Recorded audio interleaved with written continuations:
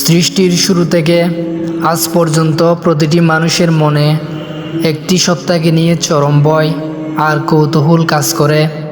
তিনি হলেন আজরাইল আলাইহিসসালাম, যাকে আমরা মৃত্যুর ফেরেশতা নামে চিনি। কিন্তু আপনি কি জানেন পবিত্র কোরআনে কি আসলেই তার নাম আজরাইল বলা হয়েছে?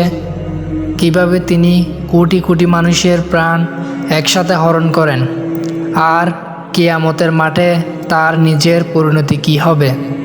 আজকের ভিডিওতে আমরা জানব মৃত্যুর ফেরেশতা সম্পর্কে এমন কিছু অজানা তথ্য যা হয়তো আপনার গায়ে কাঁটা দিয়ে তুলবে। পুরো ভিডিওটি শেষ পর্যন্ত দেখার অনুরোধ রইল। প্রথমেই আসা যাক একটি বড় ভুল ধারণায়। আমরা ছোটোবেলা থেকে যাকে আজরাইল নামে চিনে এসেছি, পবিত্র কোরআনে কিন্তু সরাসরি এই নামটি ব্যবহার করা হয়নি।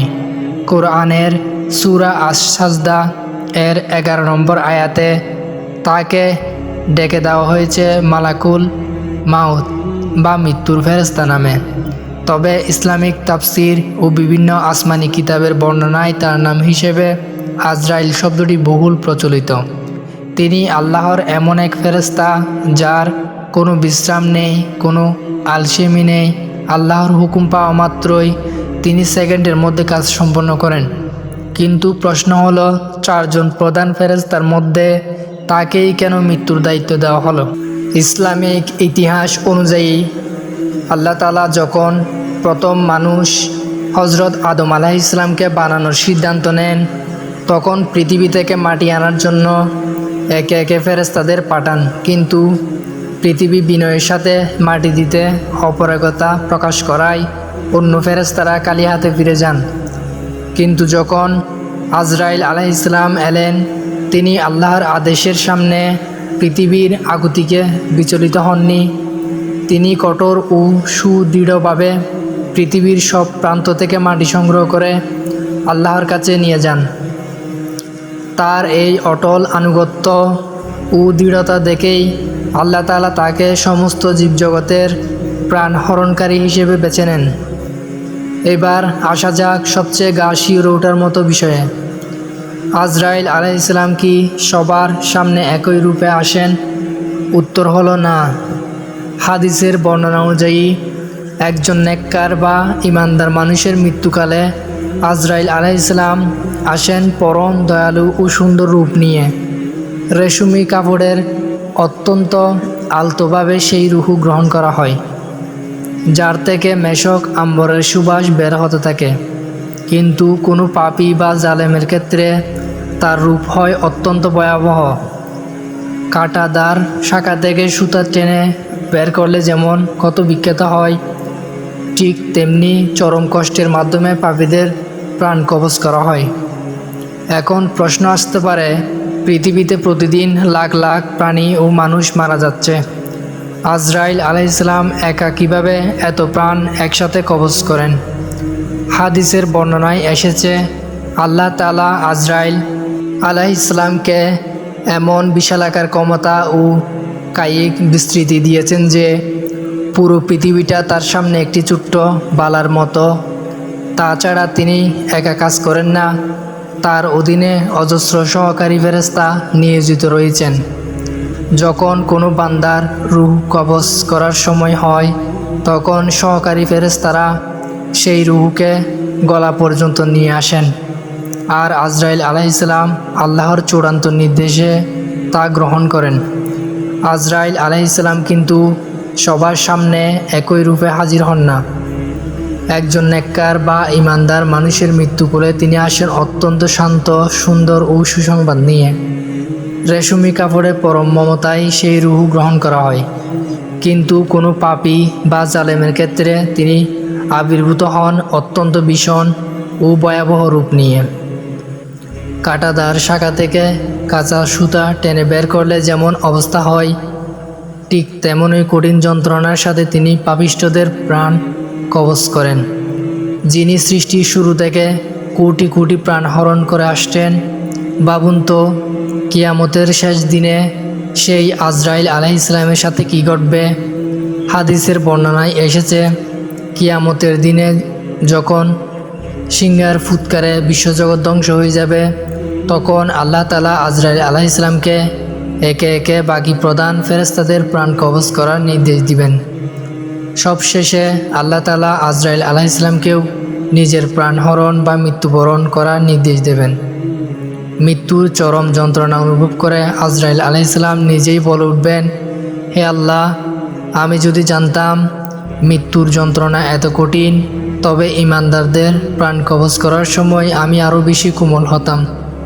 এরপর মৃত্যুর ফেরেশতা আজরাইল আলাইহিস সালামও ডলে পড়বেন চিরনিদ্রায়, আর গোটা মহাবিশ্বে তখন কেবল একজনই অবশিষ্ট থাকবেন, আমাদের মহান সৃষ্টিকর্তা আল্লাহ রাব্বুল আলামিন।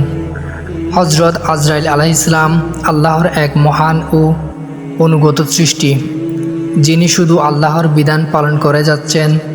মৃত্যুর ফেরেশতা আজরাইল আলাইহিস সালাম এর ইতিহাস আপনাকে কতটা ভাবিয়ে তুলল, কমেন্ট বক্সে অবশ্যই আপনার অনুভূতি জানান। আপনি কি জানেন, হজরত আজরাইল আলাইহিস সালাম কিন্তু কারো উপর রাগ বা ক্ষোভ থেকে প্রাণ হরণ করেন না, এমনকি নিজের ইচ্ছায় কার কতটুকু আয়ু তাও তিনি নির্ধারণ করতে পারেন না। আল্লাহ তাআলা লাউহে মাহফুজে বা সংরক্ষিত ফলকে প্রতিটি মানুষের রিজিক এবং মৃত্যুর সময় লিখে রেখেছেন। বর্ণনায় এসেছে, কোনো মানুষের মৃত্যুর ঠিক 40 দিন আগে লাউহে মাহফুজের মৃত্যুর বৃক্ষ থেকে একটি পাতা ঝরে পড়ে। সেই পাতায় লেখা থাকে ওই ব্যক্তির নাম। পাতাটি ঝরে পড়ার সাথে সাথেই আজরাইল আলাইহিস সালামের কাছে নির্দেশ পৌঁছে যায় যে এই বান্দার আয়ু শেষ হতে চলেছে। তখন থেকে আজরাইল আলাইহিস সালাম সেই মানুষের প্রতি বিশেষ নজর রাখা শুরু করেন। আজরাইল আলাইহিস সালাম কেবল সাধারণ মানুষেরই প্রাণ কবজ করেননি, তিনি আল্লাহর সবচেয়ে প্রিয় নবী ও রসুলদের প্রাণও হরণ করেছেন। তবে আল্লাহর নবী ও রাসূলদের ক্ষেত্রে আজরাইল আলাইহিস সালামের আসার ধরন ছিল একদম আলাদা। যেমন আমাদের প্রিয় নবী হজরত মুহাম্মদ সাল্লাল্লাহু আলাইহি সাল্লামের উফাতের সময় আজরাইল আলাইহিস সালাম সাধারণ মানুষের মতো হুট করে ঘরে প্রবেশ করেননি, তিনি ঘরের দরজায় এসে অনুমতি চান। ফেরেশতা হওয়া সত্ত্বেও তিনি অত্যন্ত আদবের সাথে বিশ্বনবীর খেদমতে হাজির হন এবং বলেন, হে আল্লাহর রাসূল, আল্লাহ আমাকে পাঠিয়েছেন আপনার রূহ কবজ করার জন্য, কিন্তু তিনি আমাকে কঠোর নির্দেশ দিয়েছেন, আপনি অনুমতি দিলে আমি আপনার প্রাণ হরণ করব, আর আপনি অনুমতি না দিলে আমি খালি হাতে ফিরে যাব। চিন্তা করে দেখুন, মৃত্যুর মতো কঠিন দায়িত্বে থাকা আজরাইল আলাইহিস সালামকেও আল্লাহর রাসূলের সম্মানে অনুমতি চাইতে হয়েছিল। হজরত মুসা আলাইহিস সালামের জীবনের একটি বিখ্যাত ঘটনাও হাদিসে উল্লেখ আছে। একবার আজরাইল আলাইহিস সালাম মানুষের রূপ ধরে হজরত মুসা আলাইহিস সালামের প্রাণ কবজ করতে আসেন, কিন্তু মুসা আলাইহিস সালাম তাকে চিনতে না পেরে এবং কোনো পূর্ব সতর্কবার্তা ছাড়া ঘরে প্রবেশ করায় সজোরে এক থাপ্পড় মারেন। এতে আজরাইল আলাইহিস সালামের একটি চোখ আঘাতপ্রাপ্ত হয়। আজরাইল আলাইহিস সালাম আল্লাহর দরবারে ফিরে গিয়ে বলেন, হে আল্লাহ, তুমি আমাকে এমন এক বান্দার কাছে পাঠিয়েছ যিনি মরতে চান না। আল্লাহ তাআলা তখন আজরাইল আলাইহিস সালাম এর চোখ ভালো করে দেন এবং মুসা আলাইহিস সালামকে জানিয়ে দেন যে মৃত্যুর সময় ঘনিয়ে এসেছে। মুসা আলাইহিস সালাম যখন বুঝতে পারলেন এটি আল্লাহরই নির্দেশ, তখন তিনি সন্তুষ্ট চিত্তে আল্লাহর ডাকে সাড়া দেন। অনেকের মনেই প্রশ্ন জাগে, আজরাইল আলাইহিস সালাম যখন কারো প্রাণ হরণ করেন তখন তিনি কি কোনো অনুশোচনা বা দয়া অনুভব করেন না? একটি বর্ণনায় এসেছে, আল্লাহ তাআলা একবার আজরাইল আলাইহিস সালামকে জিজ্ঞেস করেছিলেন, হে আজরাইল, এতদিন ধরে কোটি কোটি প্রাণ কবজ করলে কখনো কি কারো প্রাণ কবজ করার সময় তোমার দয়া বা কান্না এসেছে? আজরাইল আলাইহিস সালাম উত্তরে বলেছিলেন, হে আল্লাহ, দুটি ক্ষেত্রে আমার খুব কষ্ট হয়েছিল। প্রথমত, একবার উত্তাল সমুদ্রে একটি জাহাজ ভেঙে চুরমার হয়ে যায়, সবাই মারা যায়, কেবল এক মা ও তার সদ্যজাত সন্তান একটি কাঠের টুকরোতে বেঁচে থাকে। ঠিক সেই মুহূর্তে তুমি আমাকে সেই মায়ের প্রাণ কবজ করার নির্দেশ দিলে। অবুঝ শিশুটিকে একা সেই জনমানবহীন দ্বীপে ফেলে মায়ের প্রাণ কবজ করার সময় আমার খুব কান্না এসেছিল।